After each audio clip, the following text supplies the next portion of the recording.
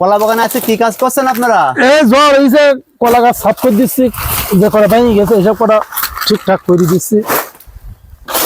ক্ষয়ক্ষতি কেমন হয়েছে আপনার ক্ষেতে? ক্ষয়ক্ষতি তো ভালোই হয়েছে, ঝড়ে কি আর কম তালে থই। ভালো গাছ কেটে দিচ্ছেন? এ তো খায়নার পড়বে না, নষ্ট হয়ে গেছে না, দেখাই গেছে। সোজা করে দিলে খাদি পড়বে না? না, খাদি পড়বে না, খাদি পড়লে কি আমরা এরকম কেটে দিতাম? আপনাদের অনেক ক্ষতি হয়ে গিয়েছে। ঝড় এই তো ক্ষতি তো হবে। আপনাদের অঞ্চলে বিভিন্ন যারা চাষি আছে তাদের কার কেমন ক্ষতি হয়েছে? সবার একটু ক্ষতি হয়েছে, আমাদের যশোরে তেমন ক্ষতি হয়নি, তাই না?